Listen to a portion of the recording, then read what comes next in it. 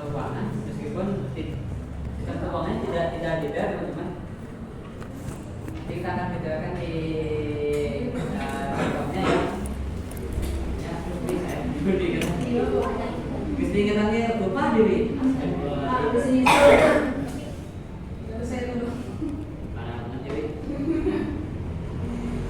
di sini banyak banget deh pikiran deh. oh iya. Dia bilang Ya, banyak banget di sini pikiran deh. Penelitian, materi, ada visi acara di rumah. Ya, rumah hampir 80% kayak di rumah. Lumayan banyak yang harus saya pikirkan. Segini juga udah di rumah. Jadi kalau belum ternyata maaf ya. Nanti tegak diri. Oh.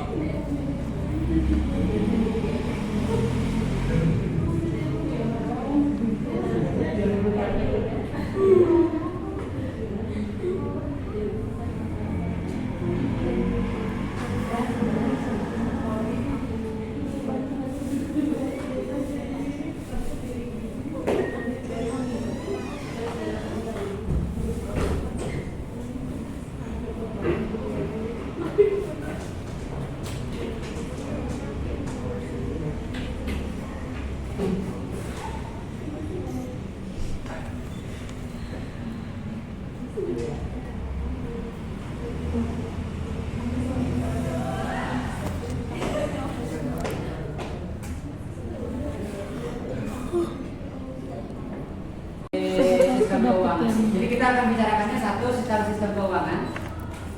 Di sistem keuangan itu kita akan bicarakan Ini pula loh, ini pula. sistem pendapatan bagaimana, Oh ini sistem pengeluaran, Oke tahu. kemudian harga pokok penjualan atau APP. Dipotong di sini. Yang pernah ada yang nanya APP ya? Aku juga. Tapi kok di Manpoma? Kemudian laporan laba rugi, kemudian neraca keuangan, arus kas atau cash flow, dan satu lagi modal dan investasi. Itu yang akan kita bicarakan hari ini. Tapi karena ini Dian kamu baca ini? Enggak tahu. Oh, terus kamu bacanya? Aku ini masukin tapi belum baca. Ini. Kalian sambil tulis saja ya. Sambil tulis saja. Ini aku udah baca deh ini. Oh ini. Oh enggak. Yang pertama teman-teman kita bicarakan Ini. Enggak, itu mah. Terus kamu yang triple Dian bacanya. Kamu lihat. Di kamu pun kerajaan. Oh. lagi ngupdate. Lama ya. Nih yang ini pula ramai harum-harum. Guys juga telat. Jadi juga kalau belajar juga di sini berdiri tapi Ramai soalnya. Cowok-cowoknya ganteng.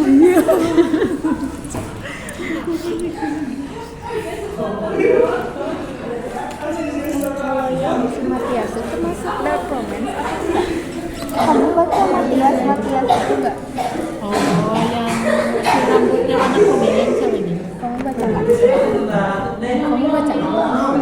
Belum lanjut lagi Dark sih. romance ya. Atau enggak? Kayaknya iya deh, soalnya si Matiasnya gitu kayak gitu. Oh iya. Sedangkan si Lailanya kan dibuat nangis, woy. Iya.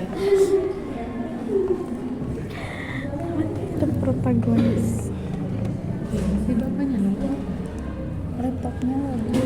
teman-teman secara umum saja yang kita bicarakan kayaknya pertama pendapatan, sistem pendapatan. Di sistem pendapatan teman-teman kalian ini mah detailnya mudah-mudahan minggu depan saya selesai membuat kerangka detailnya ya. Minggu depan nanti kita akan lihat saya perlihatkan contoh detailnya ya. Tapi yang pertama di sistem pendapatan dulu, apa yang harus kalian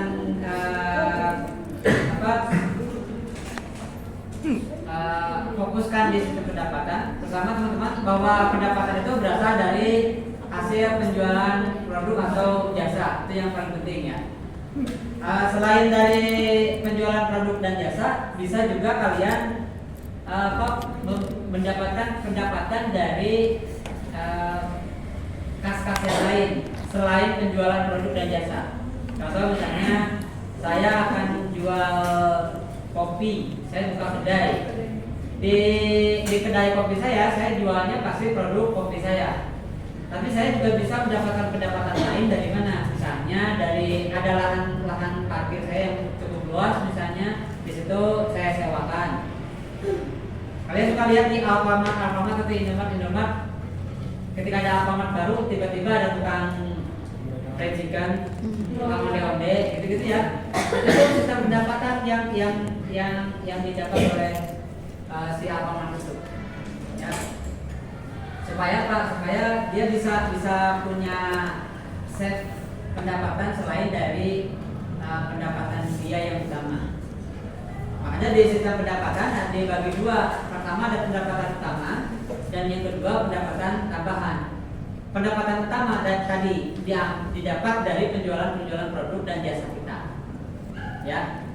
Yang kedua dari hal-hal lain seperti tadi kita menyewakan tempat.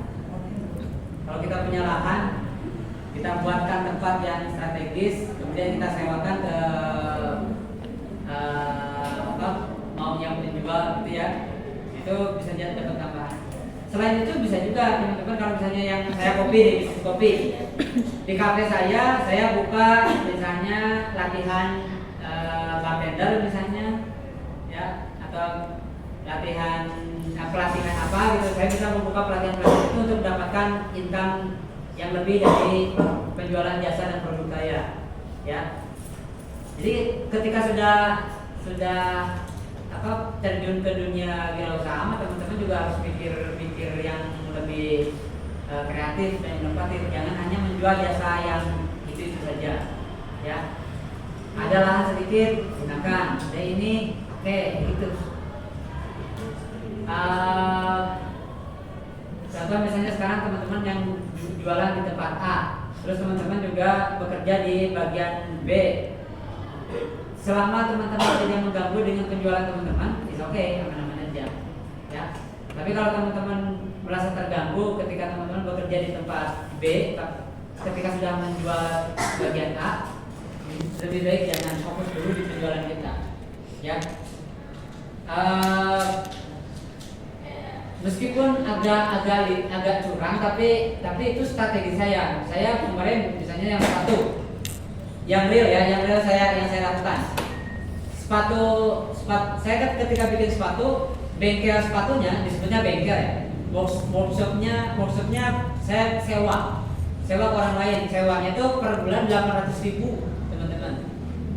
Di depannya ada space. Saya sewa 800.000, kemudian space itu ada orang yang tamalban datang, Kang, space ini disewakan tuh. Jadi mau disewa ke saya jadi software sebelah dia 400.000, sebelah sini 300.000. Yang penting mah saya mah ya space termasuk we. Oke, dia sewa sebelah sini 400.000, yang sebelah sini 300.000 untuk temannya, 700.000-nya. Jadi saya cuma bayar sewa 100.000 per bulan untuk workshop saya. Jadi orang lain mah sewa workshopnya tuh ya sewa 800.000. Saya mikir gitu deh.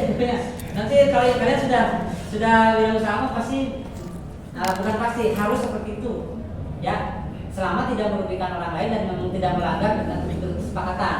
Kalau saya kan tidak melanggar kesepakatan, wilayah dari sini sampai sini itu saya sewa kan gitu, harganya 800.000 per bulan. Udah di depannya ada yang kosong, saya sewakan 400.000 sama 300.000 karena di pinggir jalan banget. Karena memang itu yang tujuan saya. Jadi saya sewanya pinggir jalan, nggak yang workshopnya yang di dalam, memudahkan untuk pengambilan barang dan memudahkan untuk mobile ke sana kemari. Tambah, saya punya pikiran kalau di depan di pinggir jalan, saya bisa menyewakan lagi ke orang lain. Ternyata benar. Akhirnya saya hanya 100.000 per bulan.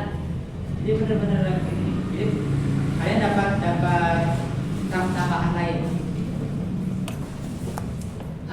Teman-teman, baik pendapatan utama ataupun pendapatan tambahan tadi, sebaiknya teman-teman tuliskan dalam perincian serinci mungkin. Ya, pendapatan kalian tuliskan serinci mungkin.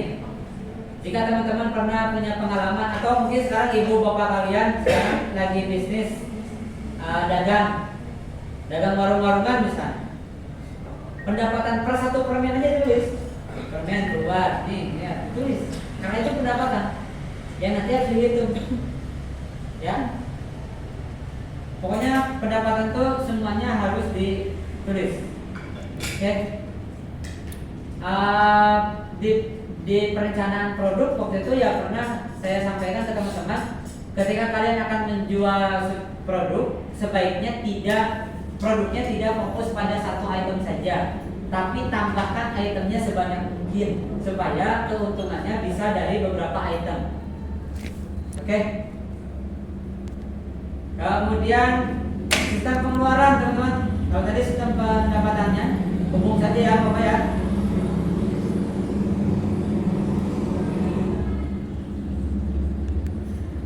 Masih belum juga oke. Setelah ini nggak bisa diandalkan.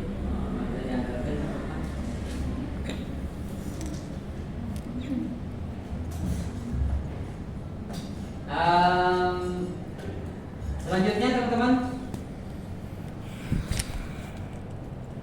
sistem pengeluaran apa saja yang harus kalian fokuskan di sistem pengeluaran.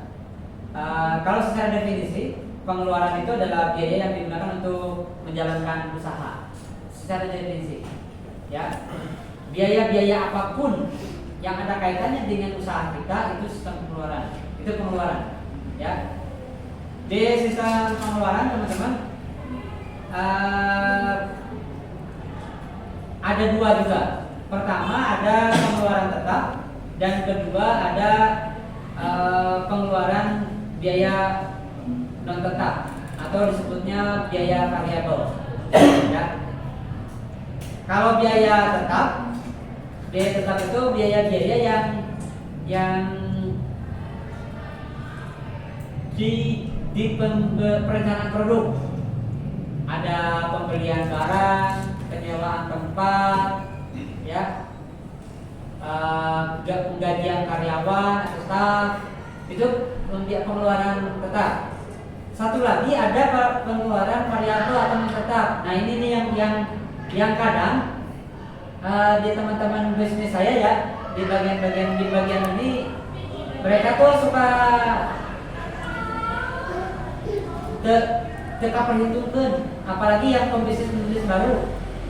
Jadi yang mereka pikirkan tuh pengeluaran yang saya belanja bahan tuh sekian, belanja lem sekian, belanja alat sekian, sewa tempat sekian, gitu aja, hitungnya gitu.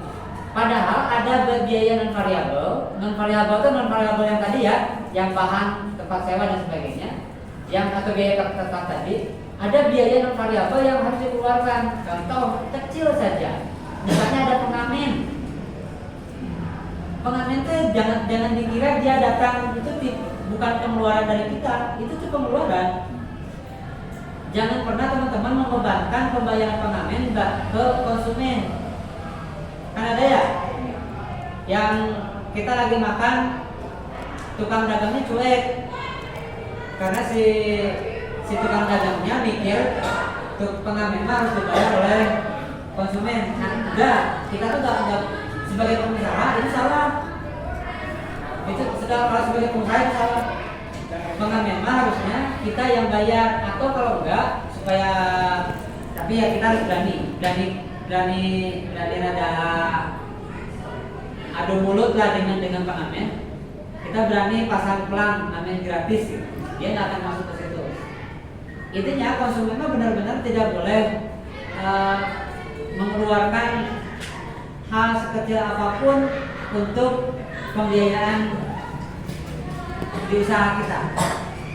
Bahkan teman-teman, tukang parkir ya, kayak di Alfamart gitu, itu sebetulnya harusnya Alfamart atau harusnya yang ownernya atau yang punya wirausahanya yang bayar. Ya, jangan dibebankan pada konsumen. idealnya harusnya yang pemilik perusahaannya atau pemilik wirausaha. Jadi kalau teman-teman nanti sekali lagi bikin wirausaha, hal-hal yang non variabel tadi, pengamen lah, jasa parkir, itu harusnya kita yang bayar tukang parkirnya. Jadi tukang parkirnya jadi karyawan kita di situ. Ya. Pak tuh perhitungannya jadi mahal. Enggak, itu nanti jadi HPP. Jadi penghitungan untuk penjualan barang. Ya, si tukang parkir itu dihitung, sampai tukang parkir dihitung. Supaya HPP-nya keluar jadi berapa. Ya.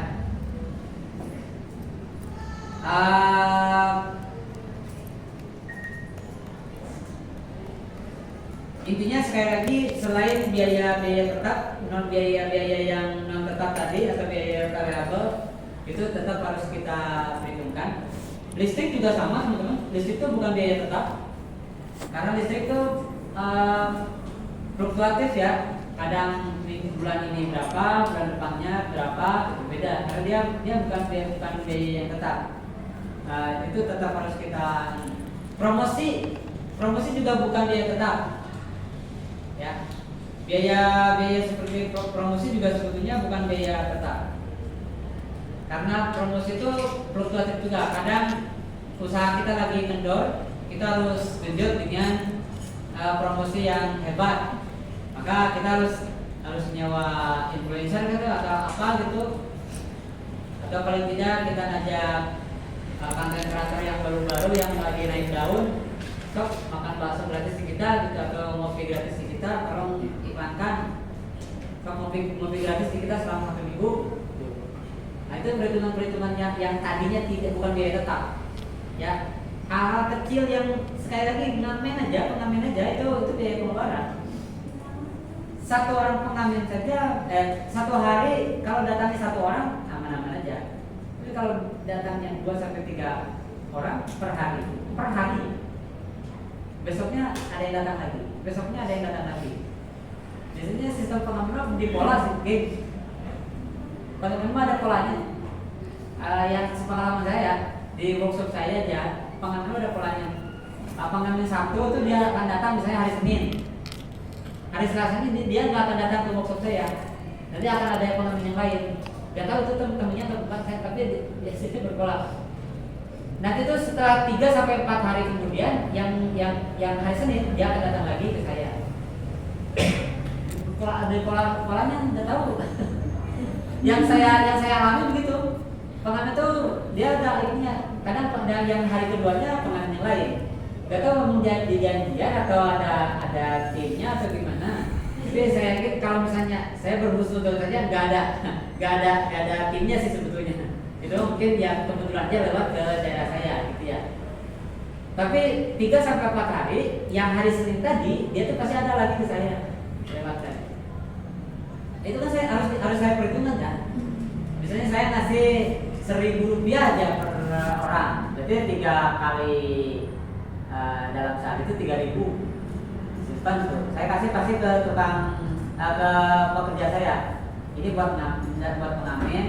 Ini buat air kalau habis, ini buat itu saya masih nyimpan uang pengeluaran yang biaya non variabel per hari untuk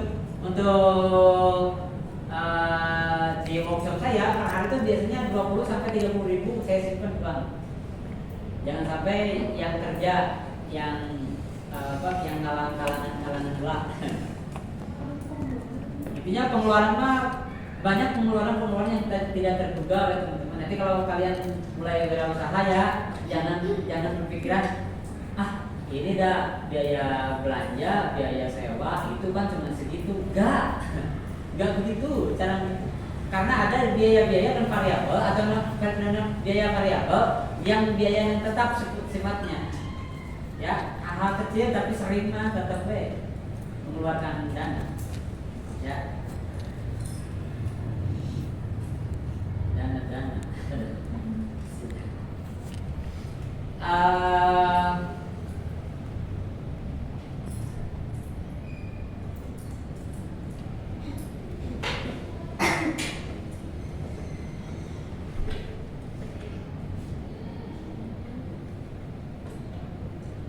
Kemudian selanjutnya tadi baru kemudian sekarang penentuan HPP nih, geng. Pengeluaran HPP, tapi nanti rumus detailnya misalnya di depan ya, dengan contoh-contoh pengeluarannya di depan. Jadi ini mah gambaran umumnya. Untuk yang HPP itu teman-teman total biaya produksi barang yang dijual per satu barangnya. Misalnya ini kue balok misalnya, untuk satu baloknya itu harus dijual berapa, ya. Nah, menentukan HPP itu, ya. Secara garis besar sebetulnya hanya 3 secara garis besar. Pertama, persediaan awal, kemudian kedua pembelian, yang ketiga persediaan akhir. Nah, saya akan rinci ini.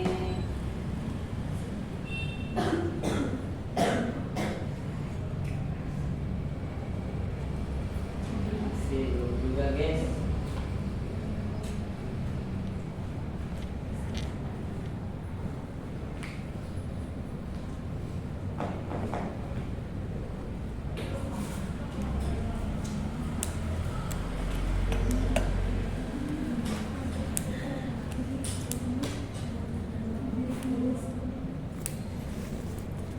Apa saja yang harus diperhitungkan untuk KPP, teman-teman? 1. Biaya variabel tadi atau biaya yang tetap, ya. Jadi sudah saya jelaskan ya, biaya yang tetap. Kedua, biaya tetap. Biaya tetap mas seperti tadi ya, harus biaya apa saja harus kita keluarkan setiap bulannya. Kalau kalian mau hitungnya per bulan silakan, mau per minggu juga silakan biaya tetapnya. Kalau saya sepatu per minggu, yang kalau saya sepatu ya, sepatu mau per minggu, saya hitung biaya tetap per minggunya berapa. Ya, kalau kalian mau hitungannya per bulan juga silakan. Tapi enaknya sih per bulan. Kalau per bulan mah jatuhnya laporannya lebih enak. Ya, kalau saya per minggu. Kenapa per minggu kalau saya ya? Karena saya mah yang megangnya saya langsung. Jadi saya mah pengen dapat rumusnya yang lebih cepat. Kemudian riset kompetitor.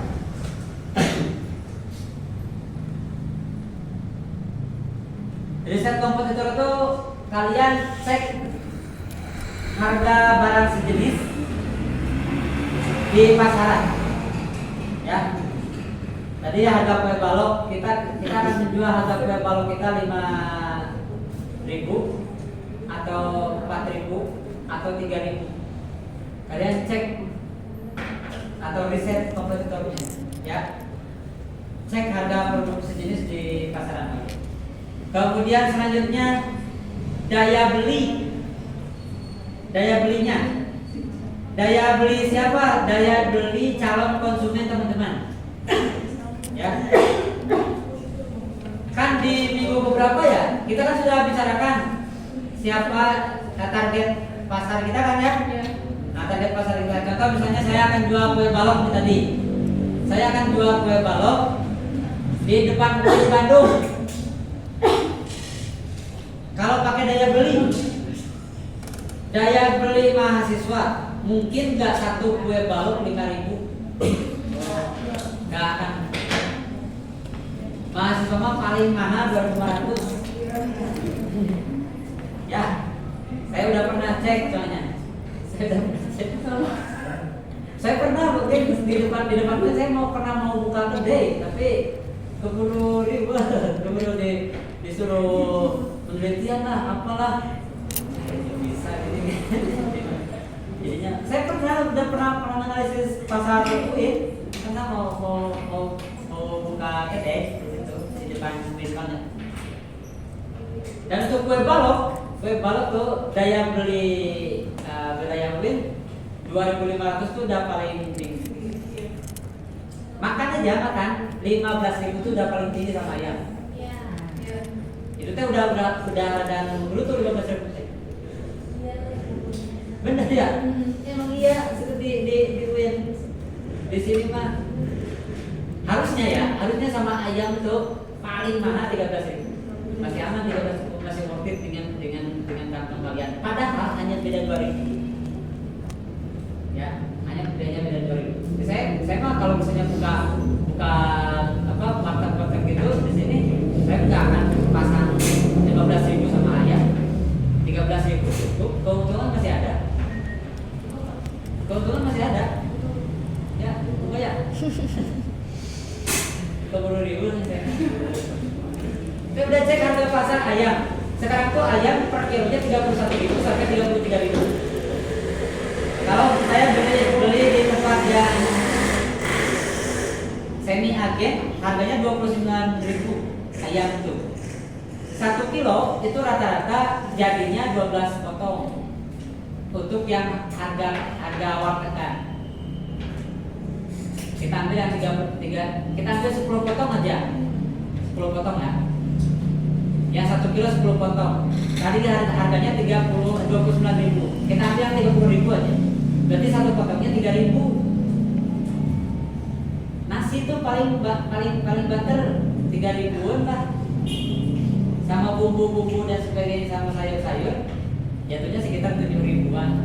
7.000 sampai 8.000-an. Jadi kalau saya jual 13.000 masih aman sebetulnya. Ya. Harusnya. Karena sekali lagi daya belinya ya. Itu perhitungan untuk APP daya beli. Kemudian selanjutnya perhitungan yang lain yaitu biaya pemasaran. Ya. Yang harus kalian hitung itu adalah biaya pemasaran. Biaya pemasarannya tuh iklan atau endorse. Iklan penting, geng. Ya, iklan penting. Kalau kalian buka usaha, iklan penting. Kalau kalian nggak iklan sama sekali,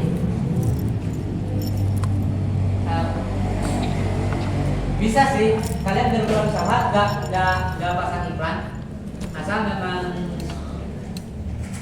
pas buka kedai kalian atau buka wirausaha kalian langsung diserbu gitu, langsung oke, nggak perlu iklan-iklan lagi. Sebaiknya iklan tetap ada. Teman-teman, jangan sampai begini ya. Ini logika bukan logika, lebih ke perkembangan sosial. Meskipun kedai kalian atau workshop kalian sudah jalan, sudah ramai, tapi iklan itu penting. Kenapa? Karena orang yang masuk ke kedai kalian bisa jadi 1 atau 2 hari ke depan dia akan berhenti dulu dan harus diganti dengan konsumen yang baru. Mentang-mentang hari ini rame, udah rame nah, saya mah besoknya rame lagi. 1, 2, 3 hari, bahkan 1 minggu maksimalnya pasti ada bosan. Pasti ada bosannya ya. Maka sebaiknya iklan tetap ada supaya menjangkau calon-calon konsumen yang baru. Ya, iklan harus ada. Ini sekali lagi biaya pemasaran harus ada. Kemudian potongan marketplace kalau pakai digital ya. Potongan marketplace itu juga harus diperhitungkan untuk biaya APP. Ya.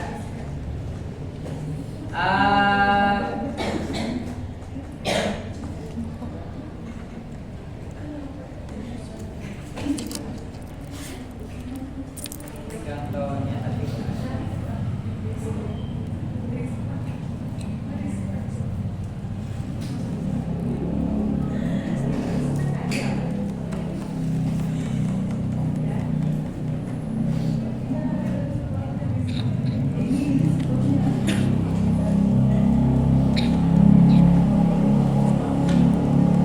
Kenapa tuh pas itu? Kadang pas aku foto sama susu minyak sematnya Kemudian selanjutnya ternyata netesnya APP mah segitu teman-teman. Intinya APP mah harga jual itu iya itu ya sama dengan biaya produksi dan keuntungan. Itu APP ya. belum biaya produksinya berapa dan kira-kira keuntungannya berapa, maka harganya berapa. Yang sekali lagi ya, tadi harus diperhitungkan daya belinya, pembelian bahan yang tetap dan variabel, kemudian riset pasar, itu harus jadi perhitungan juga bagi kita. Ya. Kemudian selanjutnya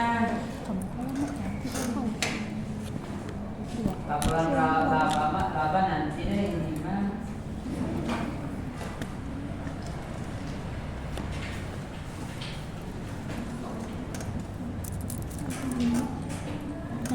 aku bunyi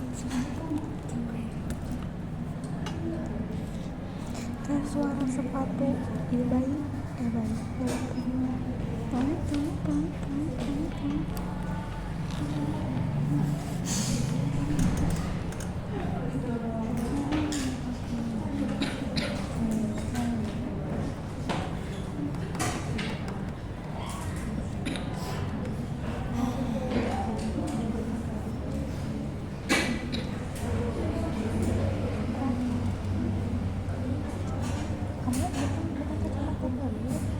sementara itu dulu deh, karena yang lainnya nanti akan saya belum selesai.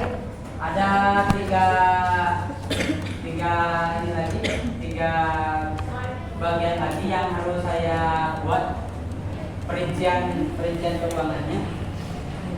Tadinya kalau selesai mah hari ini ya, tapi yang keuangan itu mudah-mudahan minggu depan ya. Minggu depan perincian keuangannya selesai. Nah, dia akan saya tampilkan ke teman-teman. Kalau seperti itu, kalian tinggal buat yang sama seperti yang saya buat. Ya, kalian tinggal kompas ganti sesuai dengan produk kalian, harganya berapa, tinggal itu ganti.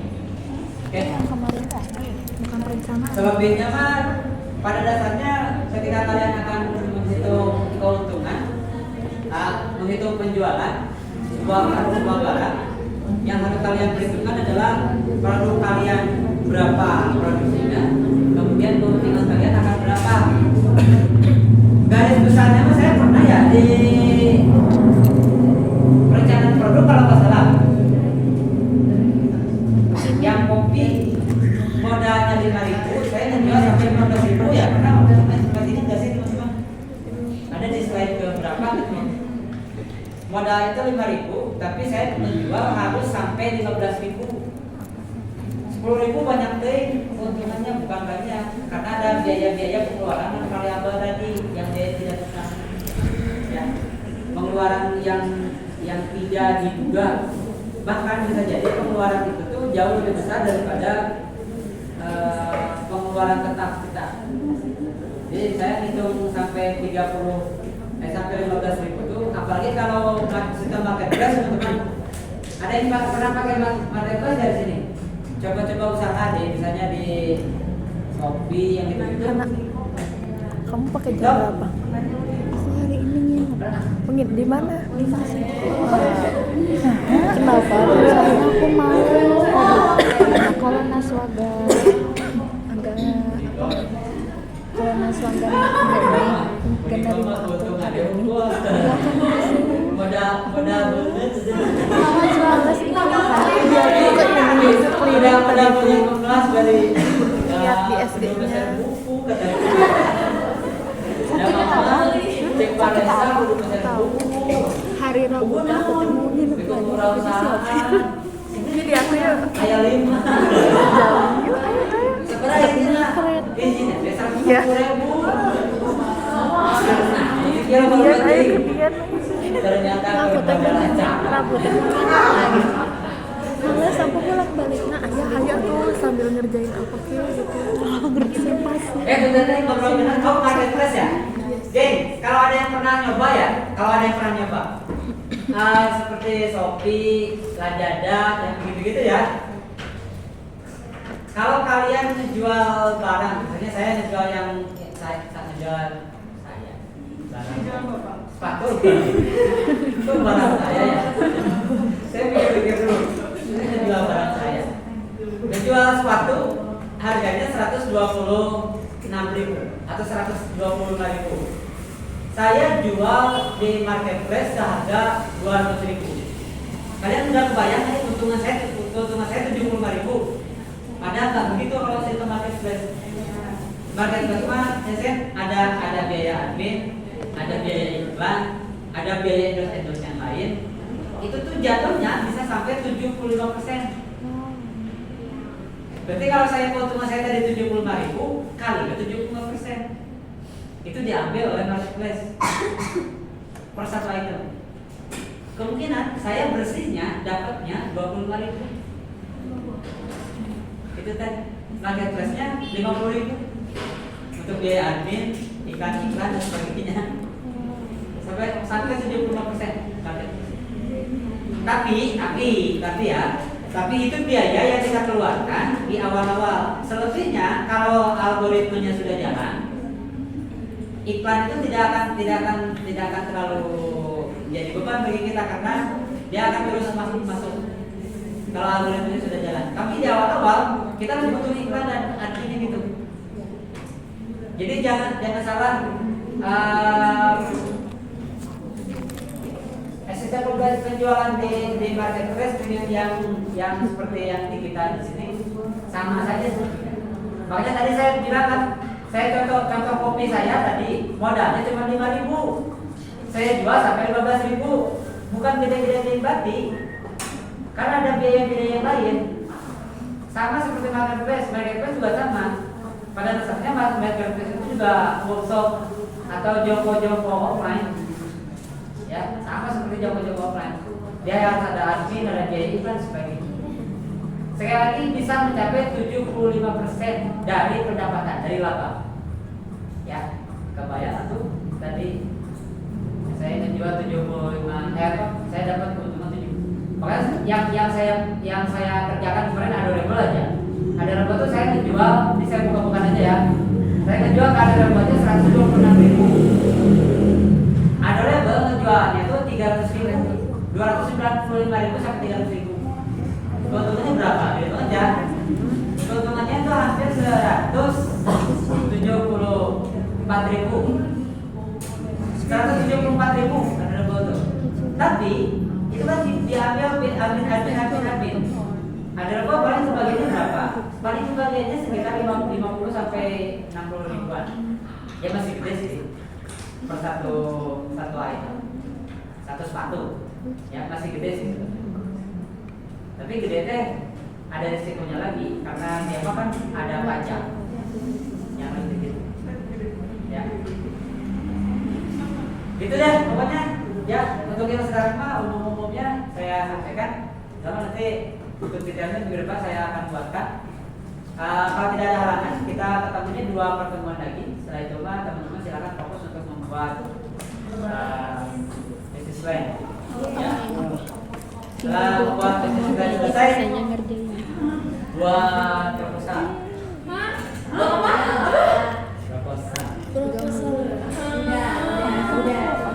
Proposal business plan. Ya. Sebagai proposal.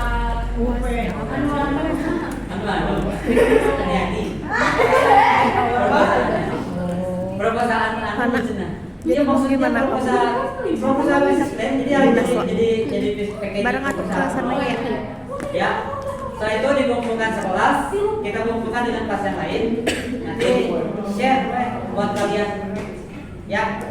Geng, yang tugas per minggu yang kemarin dari saya boleh pakai AI ya. Boleh pakai ya, boleh pakai AI, tapi rasionalisasi lagi. Kadang ya aja bikin yang enggak rasional ya. Dia rasionalisasi ini oke nih, ini masuk akal nih, ini kan. Boleh pakai AI. Karena ini kan enggak dipublish ya. Kebutuhan kita kan tidak dipublikasikan. Ini mah untuk pegangan kita. Boleh pakai AI sekali lagi, tapi sekali lagi dia rasionalisasi lagi. Ya.